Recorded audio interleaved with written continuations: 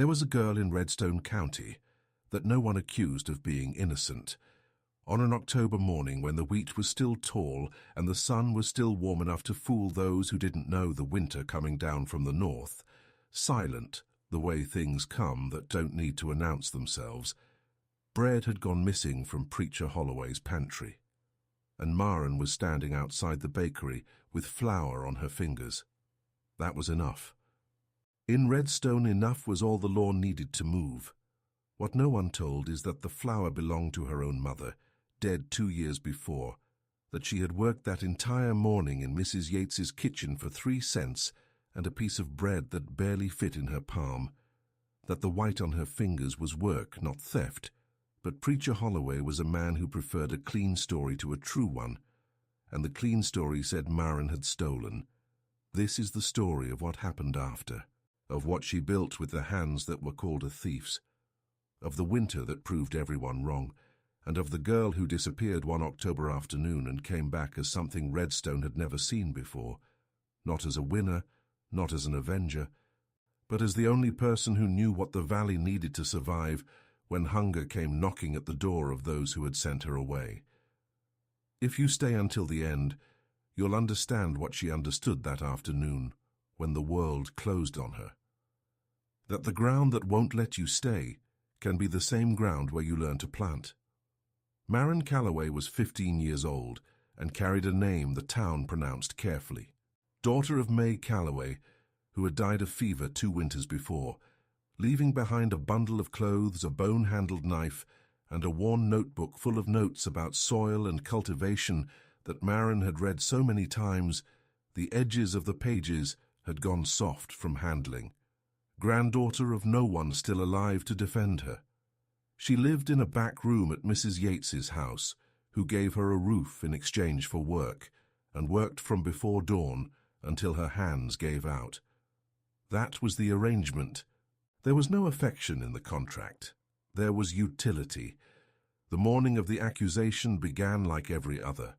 She woke before the sun, lit Mrs. Yates's stove with the kindling she had left to dry the night before, kneaded the dough that had been resting in the ceramic bowl covered with a damp cloth since evening, and worked in silence while the town still slept. The flour that stayed on her fingers was from the dough that had split when she turned the loaf in the pan. It happened sometimes, when the dough was too dry, when the night's cold had pulled moisture from what should have stayed moist. She didn't wipe her hands because there was no clean cloth nearby. She went to fetch water from the street well, and that was the moment Preacher Holloway saw her pass with white fingers outside the closed bakery on a morning when bread had gone missing from his pantry. He didn't ask. There was no reason to ask. A girl without a father, without a name, without property, with flour on her hands near a closed bakery on a day when bread had vanished from his stores, was an equation with only one answer. He called the sheriff before she made it back to the well. And Sheriff Aldous Crane was a man who had built all his authority on quick certainties.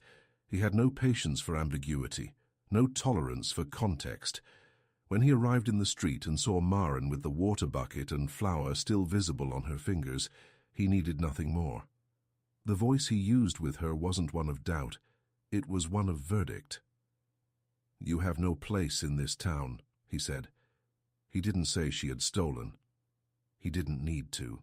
He said the cruelest thing that exists in a small town, that she didn't belong, that the space she occupied had been calculated without her, that if she left before things got ugly, no one would need to say her name out loud.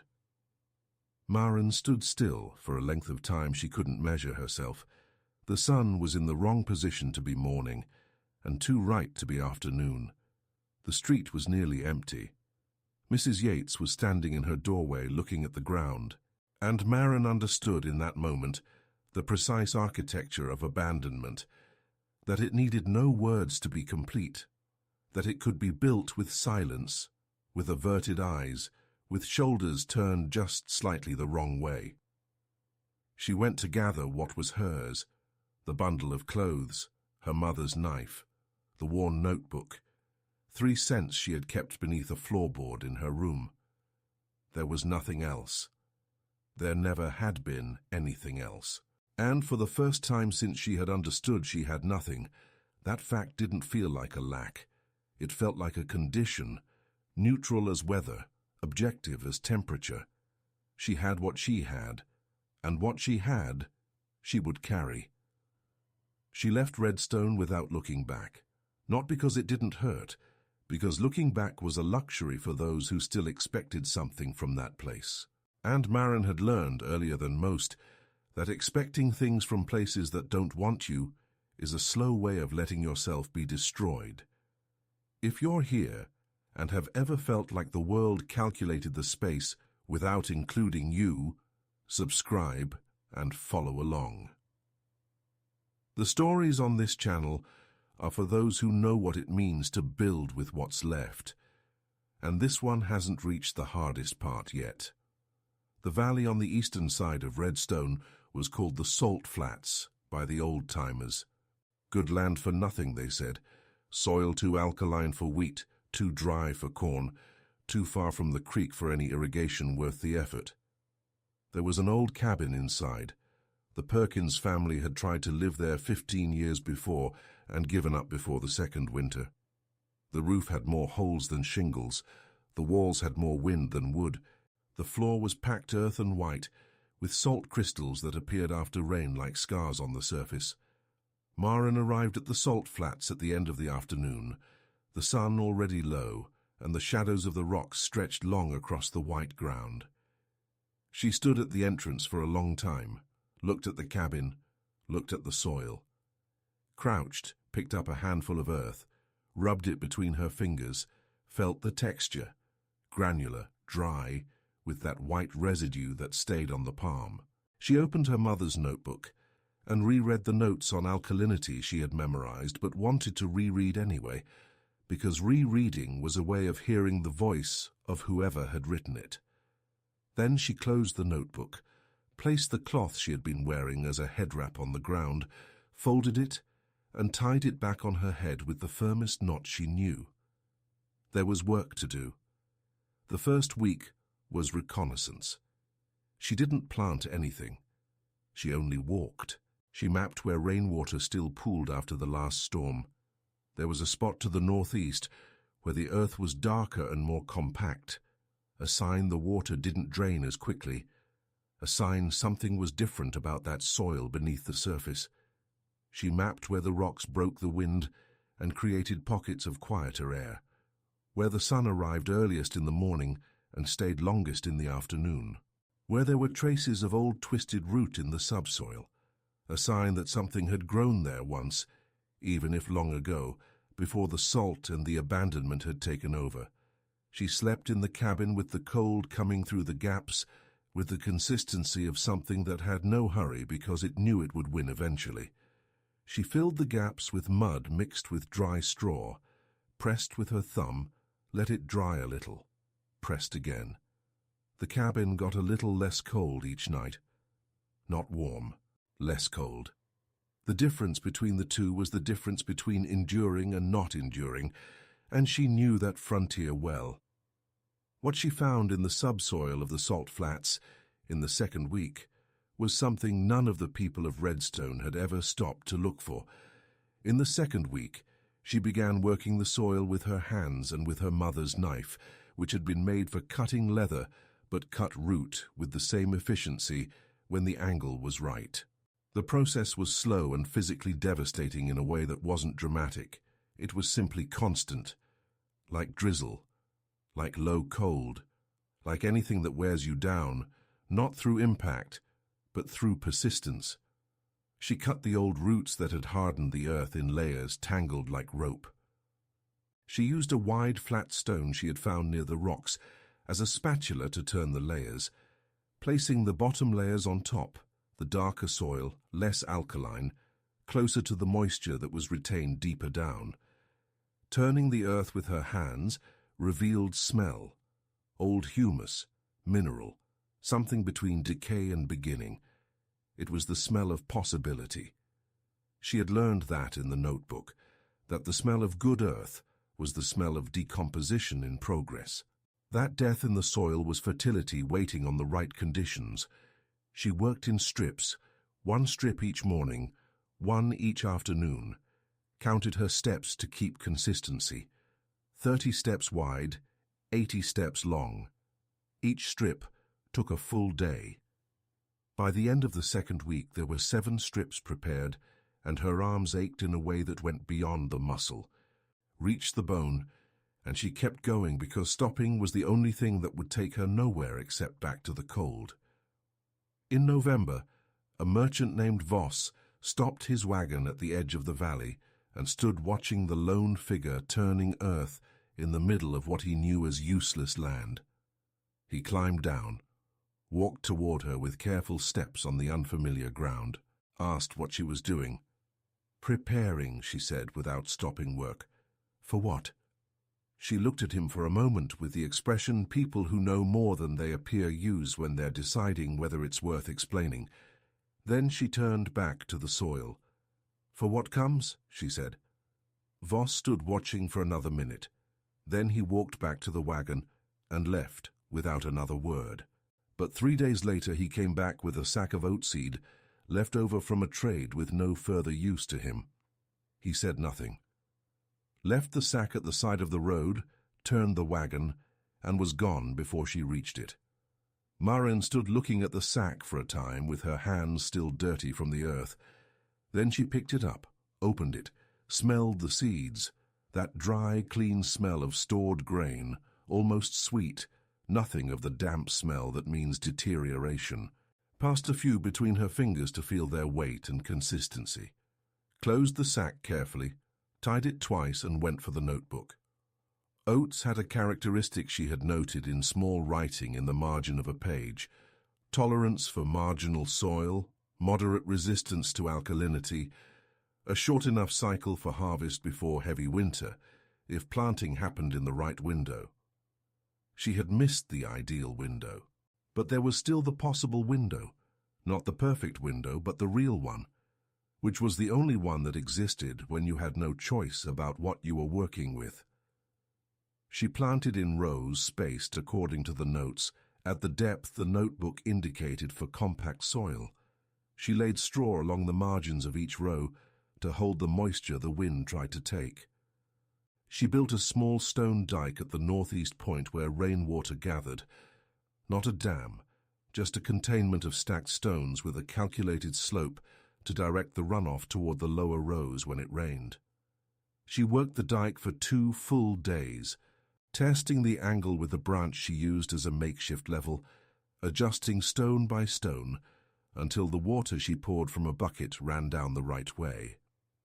It was on the second day of the dike that she understood something about herself that didn't yet have a name, that she was capable of imagining systems, of seeing how things connected before the connection existed, how water would behave, how the soil would respond, that there was a logic in the natural world that was different from the logic of people, because the logic of the natural world didn't choose victims.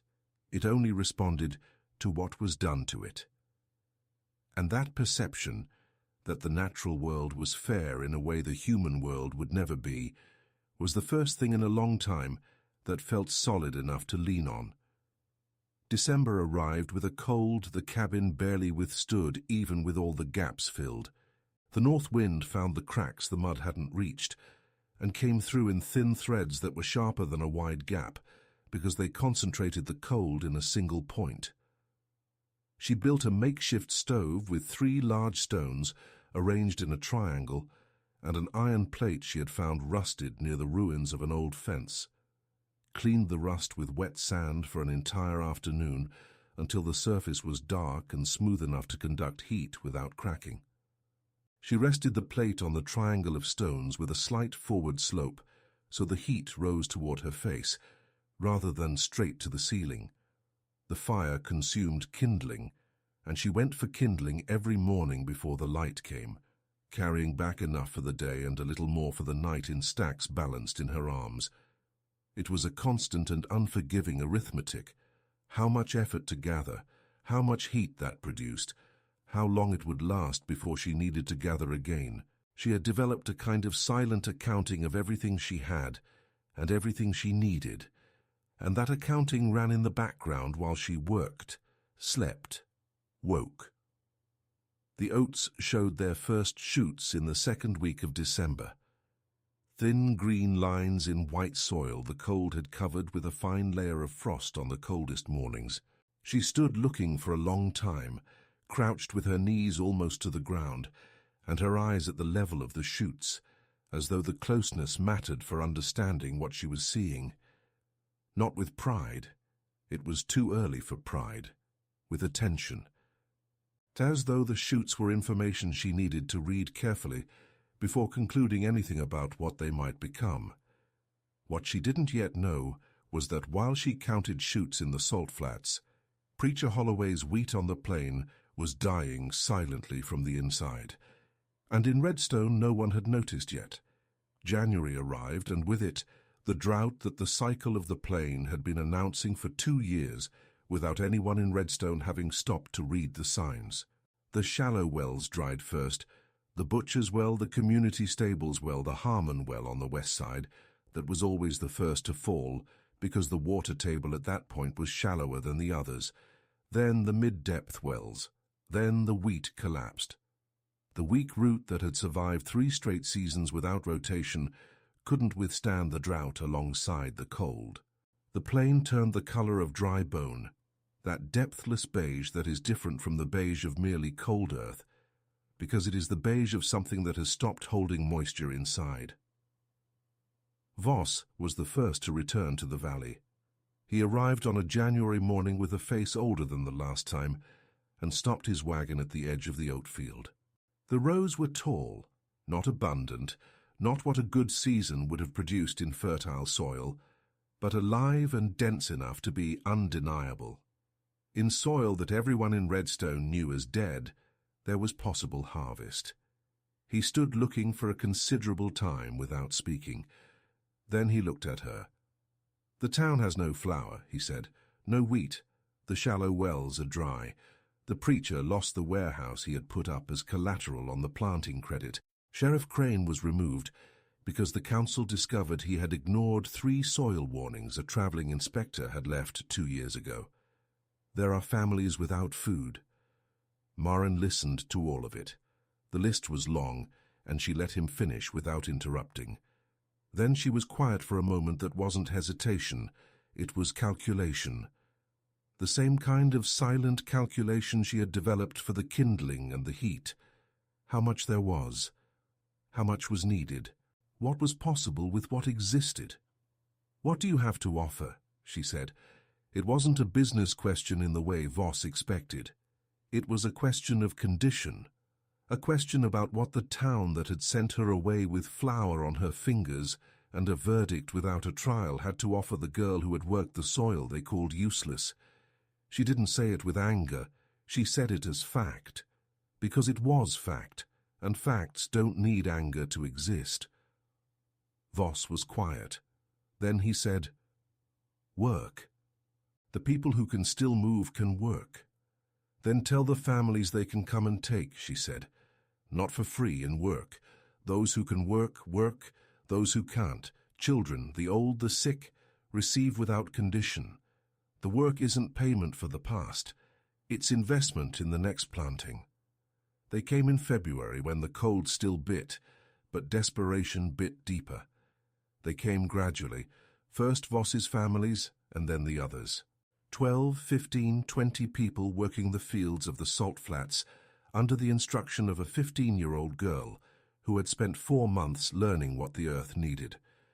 She taught them with the patience of someone who had learned alone and knew what it meant to have no one explaining. She showed them how to test soil alkalinity with homemade vinegar, the mild reaction that happened in good soil, the no reaction that happened in soil still dead. She showed them how to rotate, how to build the containment dike she had built alone, and that they now replicated at other points in the valley, with stones each family carried from the edges of the field. How to save the oat seeds for the next planting, which ones to choose, how to dry them, how to store them away from moisture, but not too far from coolness. There was a strange and quiet pleasure in watching people understand something she had understood before them. Not the pleasure of being right, but the pleasure of watching knowledge move from one mind to another, the way water moves through the channel when the dike is in the right place. As though what she had learned alone in the cold had always been larger than what fit inside one person. Preacher Holloway appeared one February afternoon, alone, without the black coat that was the visual extension of his authority. He wore a plain, worn wool coat, the kind any man in Redstone would wear on a cold day, without distinction, without position. His face carried the mark of weeks of hunger and shame in equal measure, not the shame that shames in public, but the private shame that stays in the eyes of someone who knows exactly what they did and can't stop knowing it. He stood at the edge of the field for a long time before taking a step inside. She saw him from the moment he arrived. She kept teaching Mrs. Kern how to deepen the furrow to plant lower, where the soil temperature was more stable, showing with her fingers the angle of the knife in the earth, the right pressure, the depth the seed needed to not be exposed by the wind. Only when he came close enough that ignoring him was a deliberate and visible choice did she stop and look at him. He didn't apologize with words. There were people who didn't know how to do that, not for lack of conscience, but because words of apology had never formed anywhere in their lives in a way that sounded true, and Preacher Holloway knew that a false apology was worse than silence. There was something in his posture, in the shoulders that had come down from where they had always been, in the way he held his hat with both hands in front of his body, like a man who doesn't know what to do with his hands when he has no authority to rest them on. Maren looked at all of this for a moment, read what was being said without words, with the same attention she had learned to read the soil. "There's work if you want it," she said, and went back to teaching Mrs. Kern. He stayed. He worked without asking what to do. He watched what the others were doing and did the same. There was nothing grand about it. It was just a man in a worn coat, turning earth in a field a 15-year-old girl had pulled out of the salt. But it was real, and real that winter was everything. In March, the salt flats produced oats enough to feed the families who had worked and to save seed for the next planting in a quantity that would allow the field to grow. It wasn't abundance of the kind that ends up in books. It wasn't the story of a miraculous salvation with the kind of drama people retell for decades. It was enough, and enough that winter, in Redstone, was the most precious thing the valley had produced in all the living memory of anyone still standing. The people left with the harvest divided into sacks, marked with each family's name, and came back with summer to prepare the next season, bringing now their older children, who needed to learn what the valley's soil required. Maren stayed. The salt flats had become what she had imagined they could be. Not a miracle, but a system. Something that worked not by luck, but by understanding. By attention to the things the world showed when someone stopped to look carefully and without hurry. Maren never went back to Redstone to live. The salt flats were the place where she had learned what she was. And places like that aren't traded for towns that needed hunger to learn the value of what they had thrown away. But every second harvest, she left a sack of oats at the side of the road with the name of the family that had worked hardest that season, written on a piece of cloth in blackberry ink she made herself. It was the only thing she signed with her own name in the whole story. The valley needed nothing more. Neither did she. They tried to erase her. The soil remembered.